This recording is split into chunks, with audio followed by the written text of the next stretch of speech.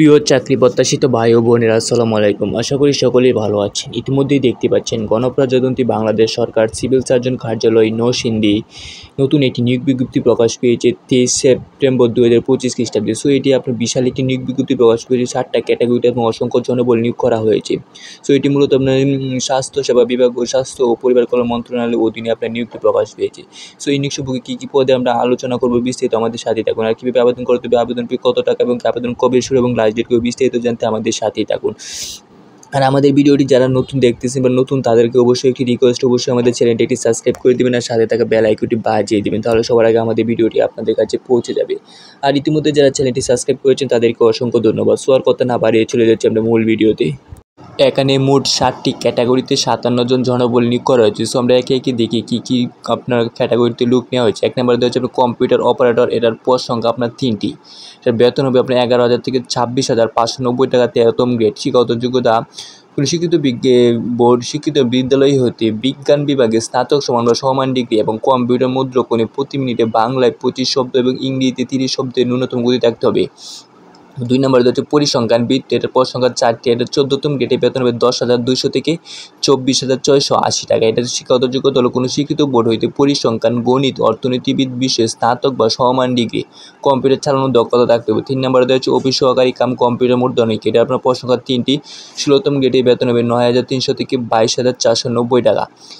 শিক্ষাগত যোগ্যতা হলো কোনো শিক্ষিত বোর্ড হইতে উচ্চ মাধ্যমিক সার্টিফিকেট বা সমপরীক্ষা উত্তীর্ণ, অর্থাৎ আপনি এইচএসসি পাস করলে আবেদনটি করতে পারবেন। কম্পিউটার চালানোর দক্ষতা থাকতে হবে। কম্পিউটার মুদ্রণে প্রতি মিনিটে বাংলা 20 শব্দ এবং ইংরেজিতে 20 শব্দ ন্যূনতম গতি থাকতে হবে। 4 নম্বর দেওয়া হচ্ছে আপনার স্টোর কিপার, এটা পদ সংখ্যা 5টি। আপনার গ্রেড 16তম গ্রেডে বেতনের জন্য 9,300 থেকে আপনার 22,490 টাকা। শিক্ষাগত যোগ্যতা কোনো শিক্ষিত বোর্ড হইতে উচ্চ মাধ্যমিক সার্টিফিকেট বা সমান পরীক্ষা উত্তীর্ণ। স্টোর কিপার পদাধিকারীগণকে সরকারি বিধি অনুযায়ী জামানত প্রদান করিতে হইবে।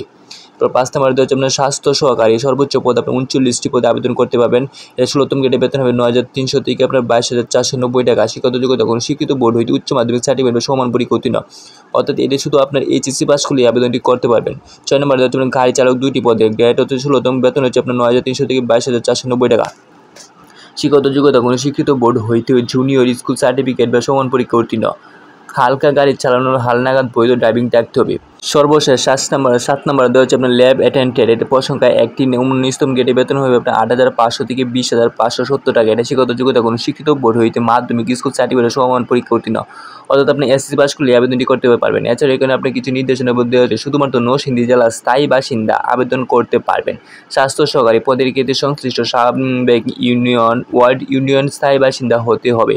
সংশ্লিষ্ট ওয়ার্ডের যোগ্য প্রার্থী না পাওয়া গেলে একই ইউনিয়ন পরবর্তী ওয়ার্ডের প্রার্থীদের নির্বাচন করা হবে। সো আপনার এখানে যে নির্দেশটা দেওয়া আছে এটি ভালোভাবে আপনি মেনে তারপর আবেদন করতে পারবেন। সো আমরা এখন পরবর্তী পৃষ্ঠার দিকে আর কী দেওয়া আছে, আপনার আবেদন সম্পর্কে কীভাবে আবেদন করতে হবে এগুলো একটু আমরা দেখে নেই। এখানে আবেদন সূত্র ও নির্দেশনাবলী কিছু নিয়মকানুন দেওয়া আছে, এগুলো আমরা একটু দেখে নিই। 1 নম্বরে দেওয়া হচ্ছে প্রার্থীকে জন্মসূত্রে বাংলাদেশী নাগরিক হতে হবে। এবার 2 নম্বরে দেওয়া হচ্ছে প্রার্থীর বয়স 29 সেপ্টেম্বর 2025 খ্রিস্টাব্দের তারিখে সর্বনিম্ন 18 বছর এবং সর্বোচ্চ 32 বছর হতে হবে। বয়স প্রমাণের ক্ষেত্রে এপিডিপিট গ্রহণযোগ্য নয়, অর্থাৎ আপনার সার্টিফিকেটের যে বয়স এটাই ধরা হবে, অর্থাৎ আপনার বয়স 18 থেকে 32 বছরের ভিতরে থাকতে হবে সবগুলো আবেদনের ক্ষেত্রে। এরপর 3 নম্বরে দেওয়া হচ্ছে সকল প্রার্থীর আবেদন শুধুমাত্র অনলাইন গ্রহণ করা হবে। অনলাইন ব্যতীত কোনো মাধ্যমে আবেদন সরাসরি বাতিল করা হবে, অর্থাৎ আপনার এই লিঙ্কটি আপনার ডেসক্রিপশনে দিয়ে দেবে, এখানে ঢুকে আপনি আবেদন করতে পারেন, অর্থাৎ সরাসরি আপনার কোনো আবেদন করা হবে না বা লিঙ্কের মাধ্যমে বা ওয়েবসাইটে অনলাইন আবেদন করতে হবে। এরপর 4 নম্বরে দেওয়া হচ্ছে নিয়োগ বিজ্ঞপ্তিতে উল্লেখযোগ্য পদসমূহের পরীক্ষা একই তারিখে একই সময় অনুষ্ঠিত হবে, অর্থাৎ আপনার সবগুলোর পরীক্ষা আপনি একই তারিখে একই সময় অনুষ্ঠিত হবে, অর্থাৎ আপনার একটি পদে আপনি আবেদন করতে পারবেন, একাধিক পদে আবেদন করার সুযোগ নেই।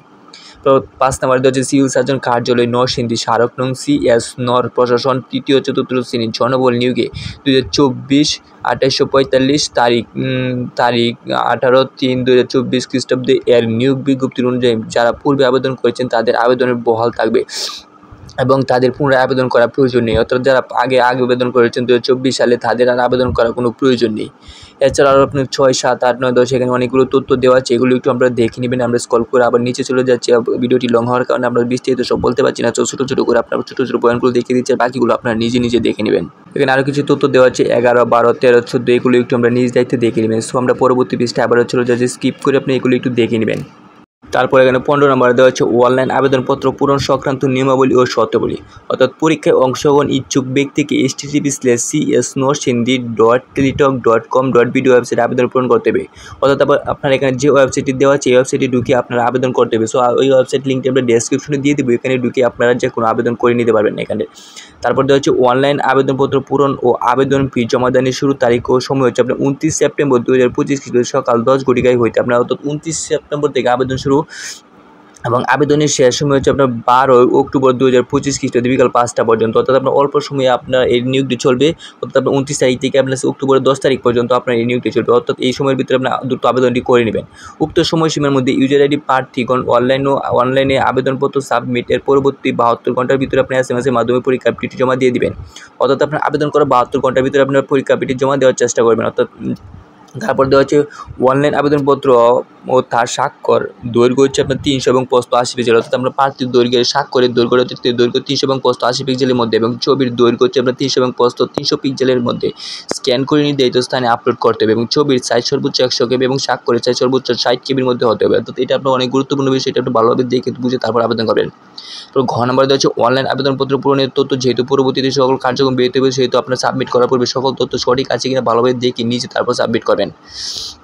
এরপর হচ্ছে প্রার্থী অনলাইন পূরণকৃত রঙিন ছবি এক করে একটা আপনার প্রিন্ট করে রেখে দেবেন। আবেদন করার পর এক কপি আপনার নিজের কাছে রেখে দেবেন, আপনার পরবর্তী সময় আপনার কাজে লাগবে। এরপর দেওয়া হচ্ছে আপনার নম্বর SMS পেমেন্টের মাধ্যমে পরীক্ষা ফি অর্থাৎ আপনি আবেদন করতে কত টাকা খরচ হবে এখানে দেওয়া আছে। আপনার যে কোনো টেলিটক প্রিপেড মোবাইল নাম্বারের মাধ্যমে আপনার 2টি SMS করে পরীক্ষা ফি বাবদ ক্রমিক নং 1 থেকে 6 নং পর্যন্ত পদের জন্য 100 টাকা এবং সার্ভিস চার্জ আপনার 12 টাকা, সব আপনার 112 টাকা দিতে হবে। অর্থাৎ আপনার 1 থেকে 6 নং আবেদন করার জন্য আপনার 112 টাকা আপনি দিতে হবে অপারের যোগ্য। এরপর 7 নং শুধু 7 নং আবেদনের জন্য আপনার 50 টাকা এবং সার্ভিস চার্জ 6 টাকা, সব আপনার 56 টাকা অনধিক 72 ঘন্টার মধ্যে দিতে হবে।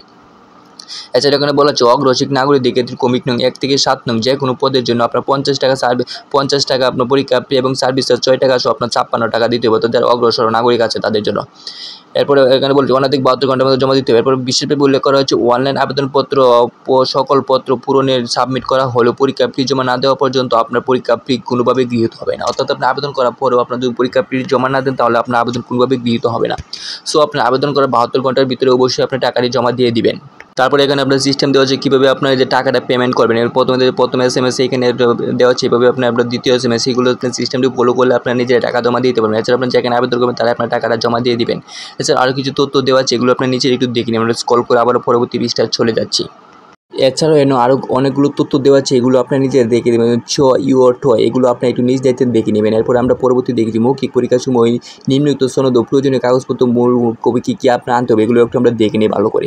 অর্থাৎ আপনারা যা লিখিত পরীক্ষায় উত্তীর্ণ হয়ে মৌখিক পরীক্ষার জন্য অংশ নেবেন সেই সময় আপনার কী কাগজপত্রগুলো সঙ্গে নিয়ে আনতে হবে, এগুলো একটু আমরা দেখে নিই। প্রথমে দেওয়া আছে সকল শিক্ষাগত যোগ্যতার মূল সনদপত্র, সাময়িক সনদপত্র, প্রত্যয়নপত্র, অনুমতিপত্র, অভিজ্ঞতা সনদপত্র। এরপর দেওয়া হচ্ছে জেলা স্থায়ী বাসিন্দা হিসেবে সংশ্লিষ্ট ইউনিয়ন পরিষদ চেয়ারম্যান অথবা পৌরসভা মেয়র কৃতকৃত নিজ জেলা উল্লেখ করত নাগরিক সনদ। এরপর ঘ নম্বর দেওয়া জাতীয় পরিচয়পত্র অথবা জন্ম নিবন্ধন সনদপত্র। এরপর দেওয়া হচ্ছে আবেদনকারী পাসপোর্ট সাইজের 3 কপি সত্যায়িত ছবি। এরপর দেওয়া হচ্ছে প্রথম শ্রেণী গেজেটি কর্মকর্তাকৃত প্রদত্ত চারিত্রিক সনদপত্র। 6 নম্বর দেওয়া হচ্ছে মুক্তিযুদ্ধ কোটায় আবেদনকারী মুক্তিযোদ্ধা, শহীদ, মুক্তিযুদ্ধ, বীরাঙ্গন সন্তান প্রার্থীদের ক্ষেত্রে সরকারের সর্বশেষ নীতিমালা অনুযায়ী মুক্তিযুদ্ধ বিষয়ক মন্ত্রণালয় কর্তৃক প্রদত্ত মুক্তিযুদ্ধ সনদপত্র প্রমাণিক। 6 নম্বর মুক্তিযুদ্ধ, শহীদ, মুক্তিযুদ্ধ ও বীরাঙ্গন সন্তানদের কোটায় আবেদনকারীকে মুক্তিযোদ্ধা শহীদ সম্পর্কিত বিষয়ক মেয়র অথবা ওয়ার্ড কমিশনার অথবা ইউপি চেয়ারম্যান কর্তৃক প্রদত্ত প্রত্যয়নপত্র। বর্গাত 6 নম্বর হচ্ছে ক্ষুদ্র নৃগোষ্ঠী ও উপজাতি প্রার্থীদের ক্ষেত্রে সংশ্লিষ্ট জেলা প্রশাসক কর্তৃক স্বীকৃত সনদপত্র। 6 নম্বর হচ্ছে শারীরিক প্রতিবন্ধী ও তৃতীয় লিঙ্গের প্রার্থীদের ক্ষেত্রে জেলা সমাজসেবা কার্যালয় উপপরিচালক অথবা দায়িত্বপ্রাপ্ত সংশ্লিষ্ট কর্মকর্তা কর্তৃক প্রদত্ত সনদপত্র। 9 নম্বর দেওয়া হচ্ছে প্রযোজ্য ক্ষেত্রে কম্পিউটার দক্ষতা প্রমাণ সনদপত্র। এরপর দেওয়া হচ্ছে আপনার বিভাগীয় প্রার্থীদের ক্ষেত্রে যথাযথ কৃতপক্ষের প্রমাণক সত্যায়নপত্র। সর্বশেষ ডাউনলোডকৃত অ্যাপ্লিকেশন কপি ও অ্যাডমিট কার্ড এর রঙিন প্রিন্ট কপি আনতে হবে। অর্থাৎ এখানে আমরা ক থেকে ট পর্যন্ত যে কাগজপত্রগুলো বলা হয় যেগুলো সবই আপনার সঙ্গে করে নিয়ে আসতে পারবেন, আশা লাগবে আপনারও মৌখিক পরীক্ষার সময়। এছাড়া আপনার অনলাইনে আবেদনপত্র নিয়োগ প্রার্থীদের ক্ষেত্রে যে কোনো বিষয়ে নিয়োগ কর্তৃপক্ষের সিদ্ধান্ত বলে চূড়ান্ত হবে। অর্থাৎ আপনার সকল আবেদন করার পরও আপনার এখানে আপনার কর্তৃপক্ষ যে আপনার নির্দেশ দেবে এটাই আপনার চূড়ান্ত বলে বিবেচিত হবে। সো আপনার আরও বিস্তারিত জানতে ভালো নিয়ে আবেদনপত্রটি দেখে তারপর আপনি আবেদন করার চেষ্টা করবেন। সো আজকের মতো এটাই আপনার আবেদনের শেষ পৃষ্ঠা। সকলেই ভালো লাগলে অবশ্যই একটি লাইক কমেন্ট করবেন। আর যারা আমাদের ভিডিওটি নতুন দেখছেন অবশ্যই তাদের কাছে একটি রিকোয়েস্ট, অবশ্যই আমাদের চ্যানেলটি একটি সাবস্ক্রাইব করে দিবেন আর সাথে থাকা বেল আইকনটি বাজিয়ে দিবেন। তাহলে সবার আগে আমাদের ভিডিওটি আপনাদের কাছে পৌঁছে দেবে। সো সকলেই ভালো থাকবেন। আসসালামু আলাইকুম।